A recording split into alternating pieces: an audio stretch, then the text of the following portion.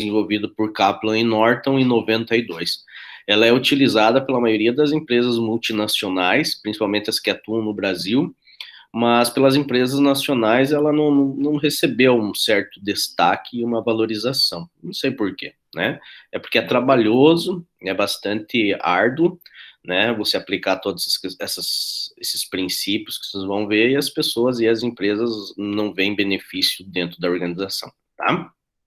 Então, o Balance Scorecard ele é dividido entre os ativos baseados no conhecimento, tá? Sobretudo os colaboradores de TI, mais importantes para o sucesso competitivo das empresas.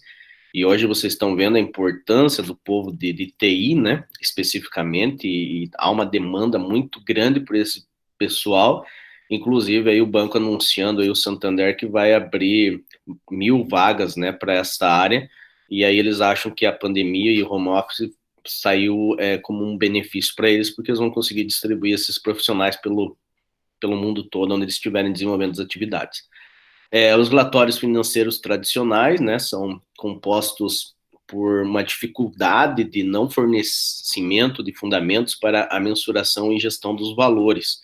Então, os relatórios hoje eles só buscam a questão contábil financeira para atender o fisco, principalmente, e aí eles não atingiam, né, as questões relacionadas ao intangível, o chamado capital intelectual, que também, somado à questão de cima, hoje é um dos itens mais importantes dentro das organizações atuais, né?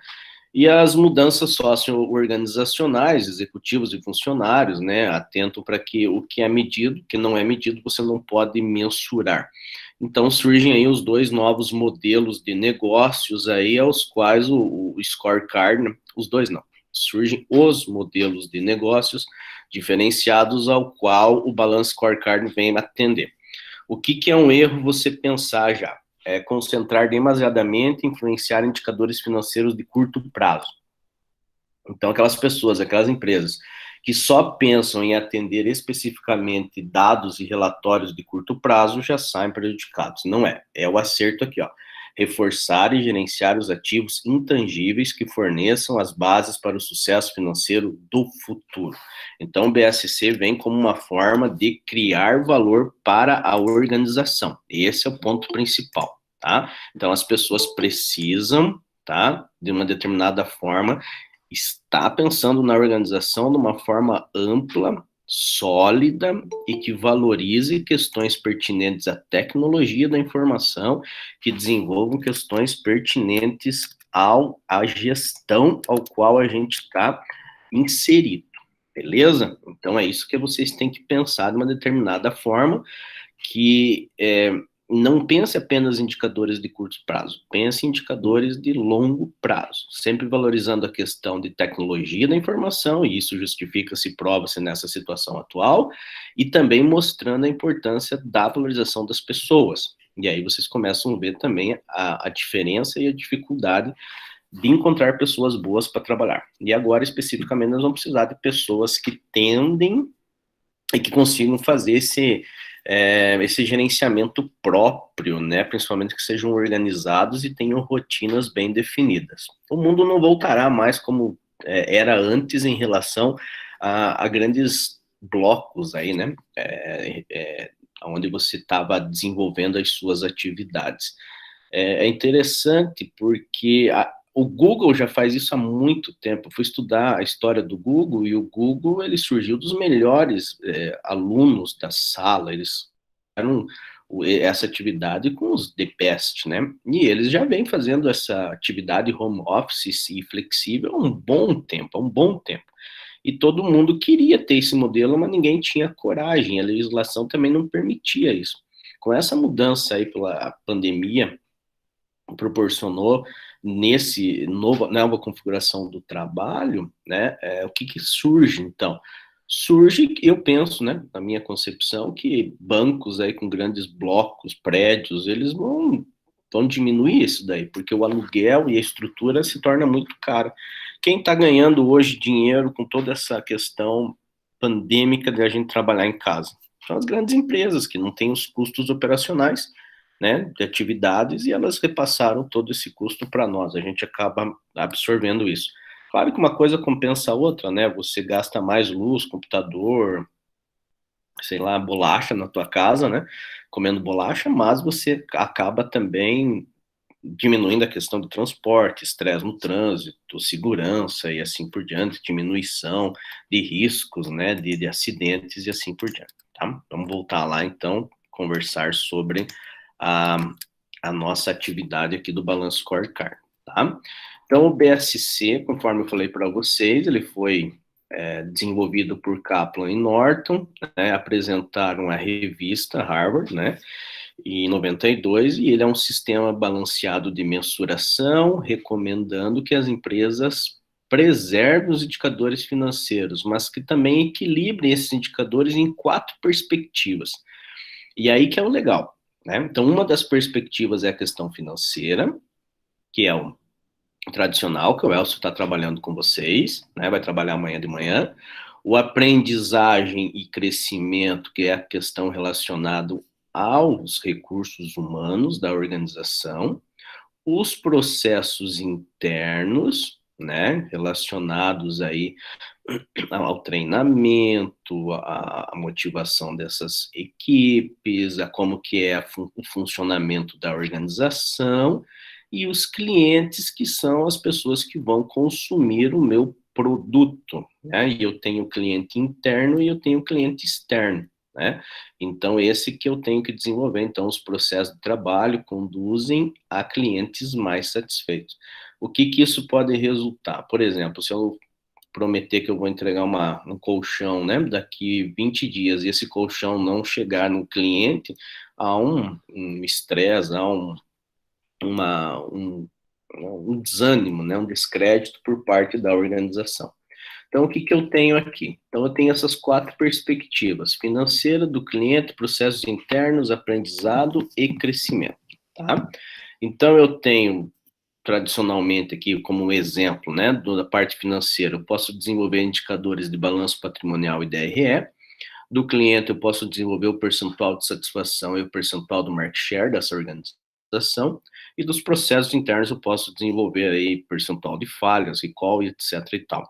E o aprendizado e crescimento, percentual de rotatividade, absenteísmo, investimento em TI, investimento em desenvolvimento, inovação, criatividade e assim por diante. Tá? Então, hoje as empresas, elas trabalham especificamente com essa questão aqui. E todos os outros 3 itens, elas são fora do contexto, tem esses números, mas não são integrados à estratégia. Então, cada setor tem o seu indicador, e o BSC ele vem trazendo aí a grande discussão, que você tem que integrar essas informações para que elas possam trazer ao gestor algo diferenciado. Então, aqui tem uma matriz, tá, representativa, que traz a visão geral e a estratégia que a organização deve desenvolver, tá? Então, eu tenho aqui os objetivos que eu preciso desenvolver, os indicadores que eu vou aplicar, qual que serão as metas que eu vou estar aplicando e quais são as iniciativas aí que as empresas vão desenvolver. Então, essas 4 perspectivas, elas têm um quadrante aqui igualzinho, né? Então, eu tenho as mesmas variáveis nos 4 quadrantes que devem ser aplicados. Qual que é a relevância do BSC, galera? Então, eu tenho uma natureza de criação de valor dos processos internos, tá? Que vai fazer uma relação entre os ativos tangíveis para os intangíveis. Além dos tangíveis, né? Eles vão valorizar também as questões intangíveis da organização. Então, a determinada aula eu já falei para vocês, né? Que o 5W2H ele passa a ser 5W3H. O 3H, o terceiro aqui, né, do Hallman, né, que você não pode mensurar, eu digo, e baseado no BSC, que você consegue. Talvez você não consiga mensurar isso aí, mas você sabe que tem um ganho significativo. Né, vai dar um desenvolvimento. Então, por exemplo, tenho lá o how much, né? Eu vou dar 10 cestas básicas para uma família. né? Não, melhor, vou dar uma cesta básica para 10 famílias. Tá, beleza, isso aí é 10, um item 10. Mas qual é o ganho e a diferencial competitivo, né? Para estas organizações, quando elas desenvolvem ou dão uma qualidade de vida melhorada para aquelas 10 famílias. Uma cesta básica traz aí um valor significativo da qualidade de vida para quem é pobre, ou que está sem emprego, ou ela está passando por dificuldades, né? Então, essa cesta básica, ao qual você dá essas 10 cestas básicas para 10 famílias, elas vão trazer 10 benefícios diferenciados, né? Entenderam a lógica? Então, esse outro o W aí tem a ver com o BSC, conforme a gente está falando para vocês, tá? Voltando lá no nosso slide, eu estou sendo rápido agora, tá? Me perdoem, mas é para a gente ganhar tempo depois. Então, eu tenho a natureza da competição dos mercados externos, passam por transformações radicais, a gente está vendo isso, maior problema em termos de estratégia e capacidade de executar com sucesso. Falamos durante todas as aulas que vai lá, passa num dezembro, todo mundo reunido, faz-se um planejamento maravilhoso e depois esse planejamento sai por água abaixo, né? Os executivos, então, eles começam a compreender intuitivamente que o BSC poderia auxiliar no processo de comunicação e principalmente na implementação da estratégia. Também falei em determinada aula para vocês que na hora de implementar as estratégias é onde os consultores vazam das organizações, porque até a formulação das estratégias é técnico, teórico, né, escritório, consultoria, mas na hora de implementar é a hora do vamos ver, e aí o povo vaza, né? Ele some. Então, eu tenho que fazer o BSC partindo do quê? Quais serão os meus objetivos organizacionais, tá? Eu vou ter que definir isso daí, e eu vou focar esses objetivos através do quê? Interligar as relações causa e efeito, e aí você pode usar lá o Ishikawa, né? Ishikawa, lembra lá atrás, a espinha de peixe, pode ser uma ferramenta lá da qualidade que você pode utilizar. Você pode utilizar o PDCA, você pode utilizar o que, sei lá, mas o que tem um monte de ferramentas, os próprios 5W2Hs, né? Tem um monte de ferramentas da qualidade que você pode estar utilizando essa causa e efeito. Você pode escolher qualquer um, tá? E intuitivamente, executivos passaram a correlacionar esses objetivos utilizando as respectivas setas que estão aqui. Então, vamos lá. Com a perspectiva de baixo para cima, do aprendizado e crescimento, então o que eu busco? Realizar a visão e como que a organização deve aprender e melhorar com a minha equipe. Depois, para satisfazer os clientes, em que processos devemos ser excelentes? Preciso ter de diferente. Para realizar a visão, como devemos cuidar dos nossos clientes? E a perspectiva financeira? Se formos bem-sucedidos, como seremos percebidos pelos nossos acionistas? Então, vocês podem ver que isso aqui tem a ver também com os stakeholders, todas as pessoas que têm interesse na organização, elas querem alguma coisa. Né? Todos aqui querem algo de bom, tá? Aí tem umas teorias aí para que vocês possam depois pesquisar, né? Se quiser abordar um pouquinho mais a temática, cada um vai pegar uma atividade. Então, já deixei alguns materiais prontos, né? E aí nós temos, então, um modelo aqui, né? Bem simplório, tá? Para que vocês entendam, então, dentro das perspectivas, o que eu posso ter, tá? Então, vamos de novo lá de baixo para cima. As perspectivas de aprendizagem e crescimento, tá? Então, por exemplo, eu vou pegar a TI e vou integrar essa TI. Né? Hoje, então, com o desenvolvimento de softwares, cada um tendo um tipo, eu tenho uma grande problemática, né, de fazer a integração e a evolução, vocês veem que constantemente ela é árdua, né? Então, a gente já está nos aplicativos, então pensa-se, né, e que daqui a um tempo você vai estar utilizando tudo pelo aplicativo, e algumas coisas vão deixar de estar sendo utilizadas no computador. Algumas coisas, o computador ainda será necessário. Mas lembro do tempo que a gente vem evoluindo, então os desktops já estão cada vez menores nas casas. O que já tem mais? Já tem mais o notebook, né, nas empresas também. Por quê? A facilidade, você pega o teu computador, leva para onde quiser. Por que que as empresas não gostam muito do notebook? Porque a pessoa pode estar levando informações confidenciais, ou roubar, ou quebrar, etc e tal, né? Apesar que hoje a maioria das coisas estão nas nuvens, tá? Vamos ver se tem alguém esperando lá na nossa sala. Não, tá tudo de acordo. Tá? Então, eu tenho uso de sistema de TI como uma medida, eu tenho uma métrica como percentual de integração, e aí que é a ação que eu vou buscar? Construir um portal de clientes, integrar o sistema de TI.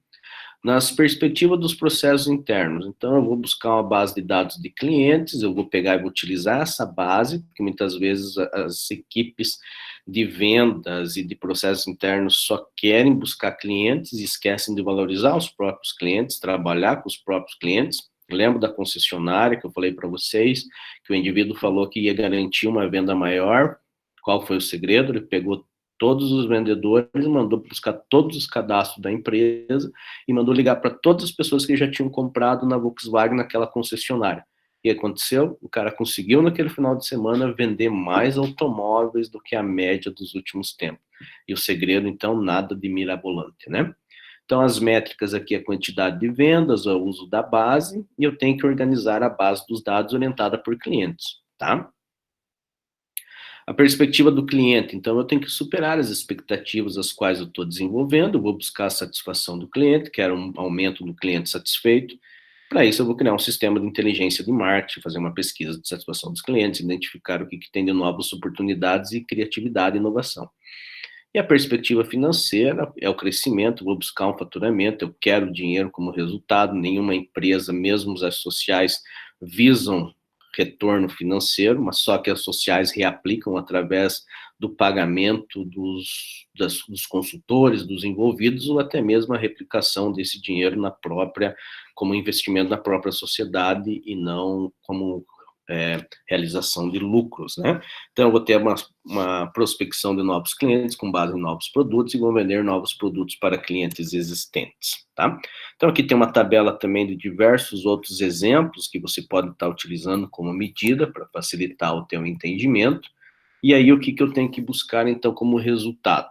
Eu vou buscar a descrição da estratégia, a mensuração dessa estratégia e mais a gestão da estratégia. Tudo isso somado vai me criar o quê? Uma cadeia de valor.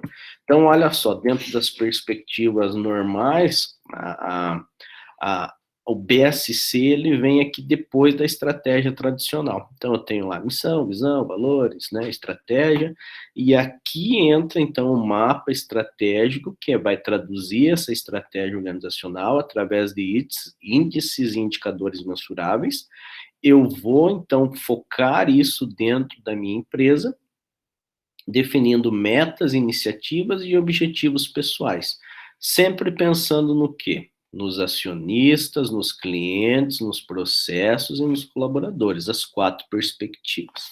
Beleza? Então, é esse